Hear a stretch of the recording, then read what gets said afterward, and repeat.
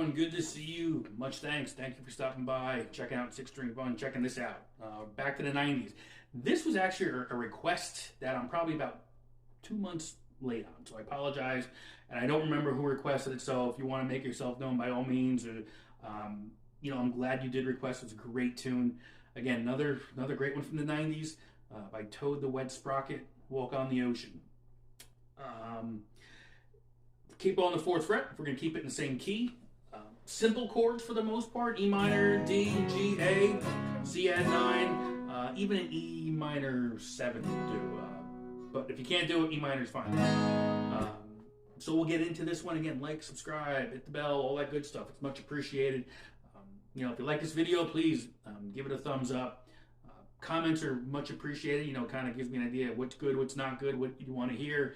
Even if it's 2 or 3 months down the road, I eventually do get to it. So my apologies, but I'm glad I had a request. So let's get into this one. Fairly simple, and we'll let's go. Okay, so the verse is fairly simple with the chord shapes, but they're going to be changed.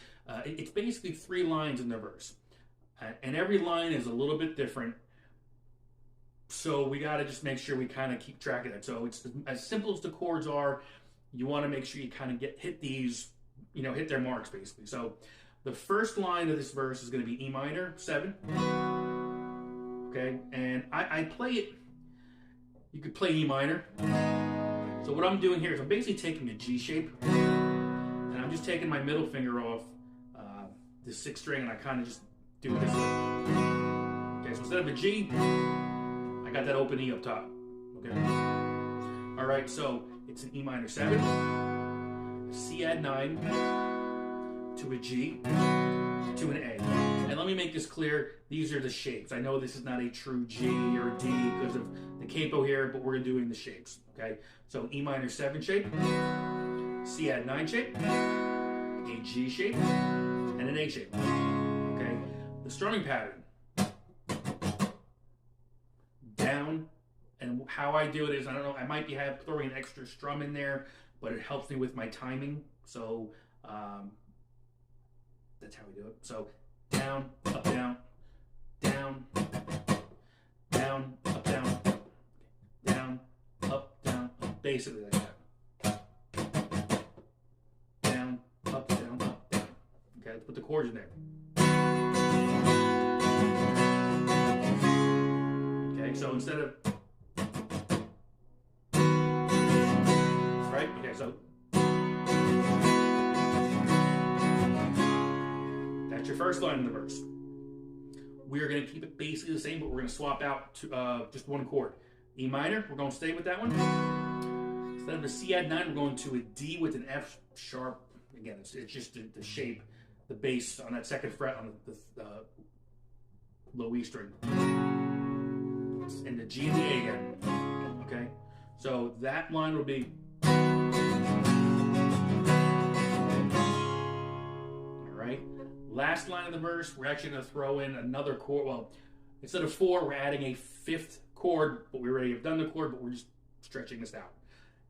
E minor 7, C add 9, to a G, D with the F sharp bass, to the A. Okay, and we kind of throw that suspended chord in there right there. So if we do the whole thing together, the first line. Second line.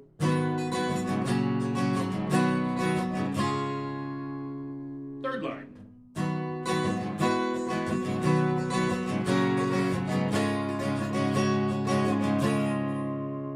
All right, most of the song is done at this point, okay? So, but keep in mind, you've got to keep those chords where they are. It's one of these tunes, and I go back to The River by Springsteen. You can't really ad-lib it. There is a structure to these chords and how they go, and this is particularly how this song goes. So you've got to just memorize. The chords are easy. You got to just memorize the progression. That's all. Verse, just one line, but the timing is going to change a little bit as far as how many measures. But I tend to just do the E minor to a G, to the D, to the A. Now, as I'm doing this, I've got the E minor, and I walk it up to the G, to the D, to the A. Walk on the ocean. And the key is to actually know what you're doing here, so we're going to rewind and do it again. Here we go.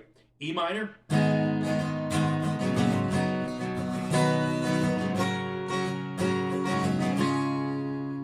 Still messed that up, but that's what you do when you're playing live. You plow right through it, okay?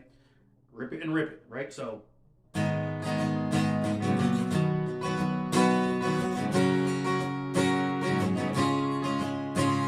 Again.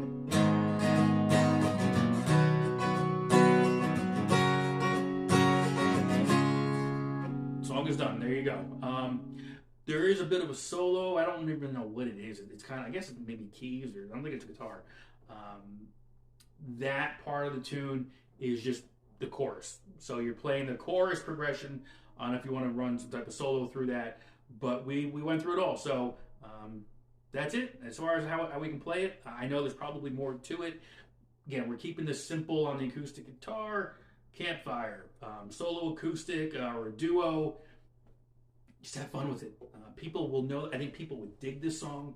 It's one of those tunes that people remember, but they forgot about. But when you play it, it's like, oh my God, I remember that song. And that's kind of how they remember you and your band, because you're kind of, there's nothing wrong with doing the old standards that most people do, but when you can throw in a tune that is an eye-opener and it brings people back, I think that says a lot. So hopefully you enjoyed this one. Again, like, subscribe, share it, all that good stuff. And again, to the person, and I don't remember who it was, and even if I did know who it was, I don't think I would throw your name out there unless you had given me permission. So again, I'm a little behind on this one, but I got it out there. Hopefully you enjoyed it, and I will see you guys soon.